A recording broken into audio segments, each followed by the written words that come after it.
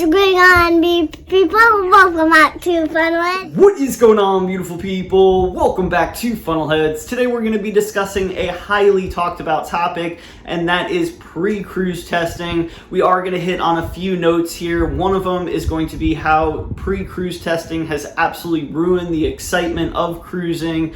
Then we're going to talk about Norwegian's updated protocols in regards to pre-cruise testing. And lastly, we're going to discuss, what that means for the entire cruise industry. But first, if you're new to the channel or returning and you haven't subscribed yet, please consider doing so, becoming part of our Funnelhead family. We'd absolutely love to have you. Liking, commenting, and especially sharing the video helps the channel out tremendously, and we really appreciate it. But let's get right into today's video. Now, I'm sure there's a ton of people out there that are just like our family, because in the past, when we booked a cruise, that's when the official countdown started. It didn't matter, how far away it was, whether it was next week, a year, 2 years from now, or even if the cruise was paid for. All that mattered is we had an official countdown until that cruise, and we would put it on the refrigerator, on our phones, and anywhere else that we could put a countdown, that's where it would be. Now, unfortunately, pre-cruise testing has absolutely destroyed countdowns and really the excitement of cruising, because no matter how far away it is, the cruise can literally be 3 days away and we're still not truly excited anymore because of the pre-cruise testing. Because you could feel wonderful and everything be great, and then all of a sudden you take your either test at home or at a different third party and you get that result back, and until you have the negative test result, there really is no or very little excitement in the process anymore, because again, if you get a positive test, unfortunately you're not going to be able to go on that cruise, and then all of that little bit of excitement that you had from that huge countdown when you started really doesn't matter. And it's so tragic. It really takes away from a lot of the experience. Luckily that has not happened to us in the last year that we've been cruising, where we have gotten a positive result. But you hear these stories all the time, whether it's on Facebook or other social media platforms, where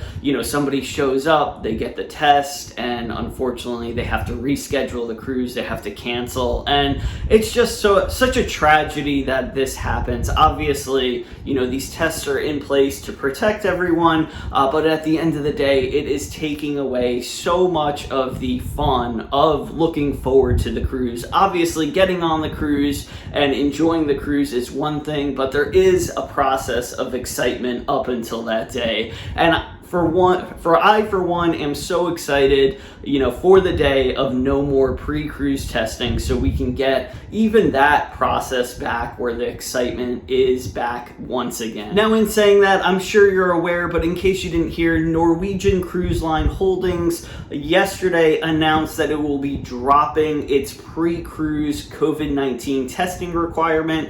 Now, Norwegian Cruise Line Holdings includes, of course, Norwegian Cruise Line, Regent Seven Seas Cruise Line, and Oceania Cruise Line. However, this change will not affect most sailings at this point, because the one stipulation in this rule change was that if the cruise ship is visiting a place that still requires pre-cruise testing, you will still need to take a pre-cruise test. Now, this change does not affect any sailings currently out of the US, Canada, Greece, or Bermuda.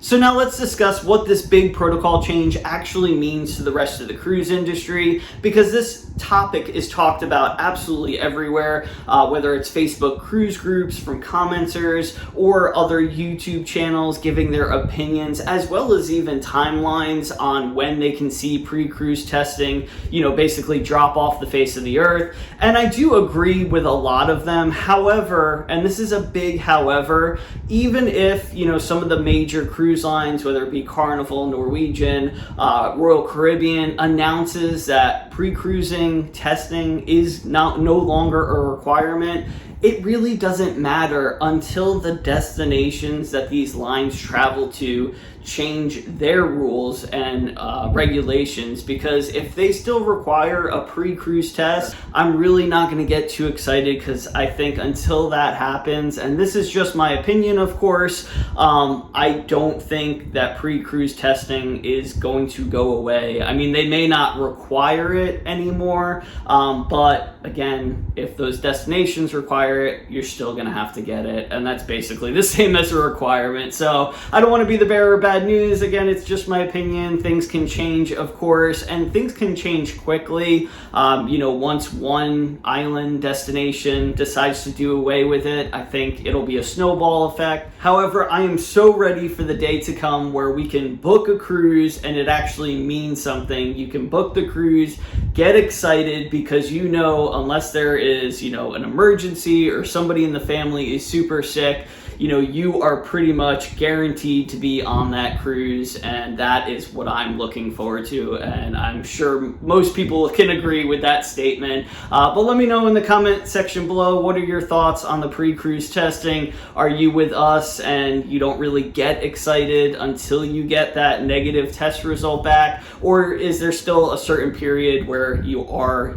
super excited for your cruise? Let me know. I'd love to read your comments and opinions. As always, thank you so much for the support of the channel. It means absolutely everything to us. Hopefully we'll see you right back here in the next video or on a cruise ship one day. Catch you later.